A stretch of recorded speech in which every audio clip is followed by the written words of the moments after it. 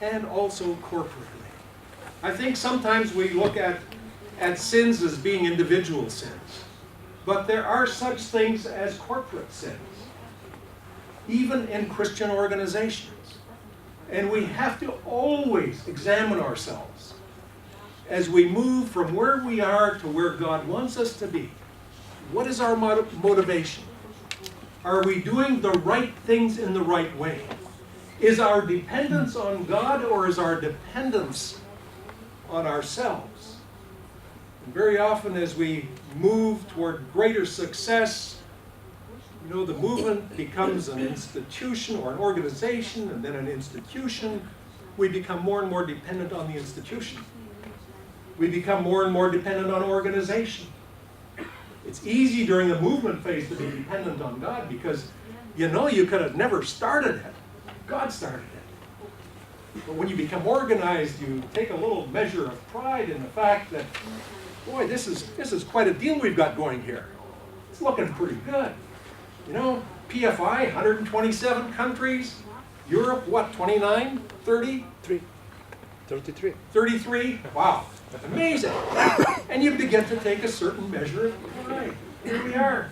We're organized. We're on the move. And little by little, your dependence moves from God to the organization. And then eventually we're going to have buildings, right? Some of us may already have buildings. Say, oh, that's pretty good. That's our headquarters there. As we move through difficult times particularly, we have to remember where our real dependence is. And then Jesus comes out of the wilderness in the power of the Spirit, not by his own power. He didn't endure 40 days in the wilderness by his own merits, his own strength, his own perseverance. But he moves out of the wilderness in the power of the Spirit. And it says that he went to the synagogue. Very familiar passage, Luke chapter 4. Continues that whole story, and Jesus ends up in the synagogue, and he says, very humbly, the Spirit of the Lord is upon me. He has anointed me to preach good news to the poor, bring recovery of sight to the blind, proclaim the year of the Lord's favor, to bring freedom to the captives. You think, now that's it. That's the top of the story. What happened? It wasn't a popular thing. Jesus finds himself being run out of town because his mission and his message was not popular. Our mission and our message isn't popular either. And sometimes we've been obedient to God's call on our lives. We've gone through the wilderness.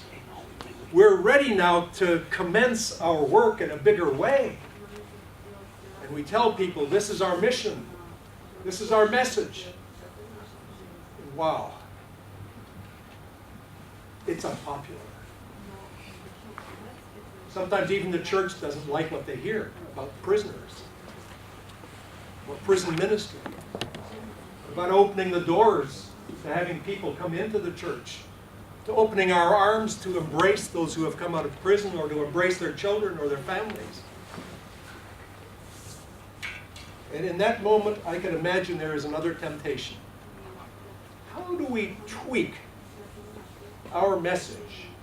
How do we tweak our ministry just a little bit to make it more popular, to make it more acceptable, so that people will like us, that people will support us, and we'll have the bread that we need beyond the wilderness?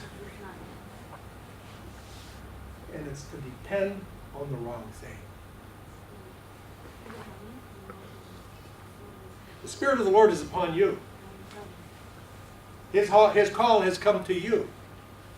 He has anointed you to move into the future. It may be moving through the wilderness. It may be moving through success. But whether it be wilderness or success, Your dependence is on God.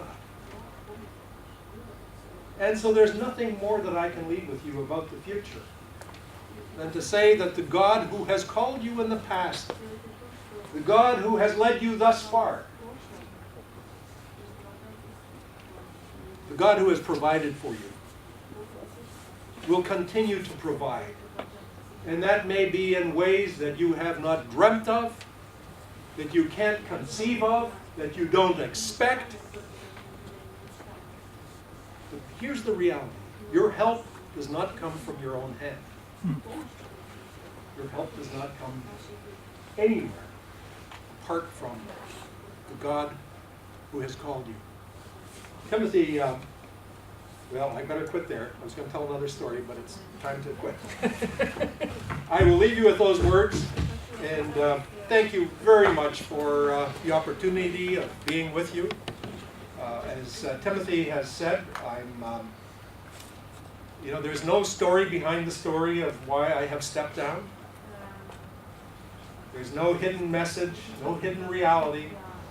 But I felt that God was leading me to another phase of life, connected with prison fellowship for now. How long? I don't know, because it's a continuing journey. But I was not tired of prison fellowship. I was not tired in my work with prison fellowship, nor did I have any intention of retiring. But I simply recognized that for each of us, as we move in this journey that is continuous with the past into the future, there comes a time, there is a season for us to do things that are in response to God's call. And God's call to me at this point was to step aside to make way for the next generation of leadership. And I am doing that joyfully, with no compulsion by anyone. And I am so delighted that Tim and I have shared this journey for 25 years, and that he is the man to replace me at this point. That to me is just one of the most exciting things, and I look forward to our continuing journey together. Thanks be to God. Amen.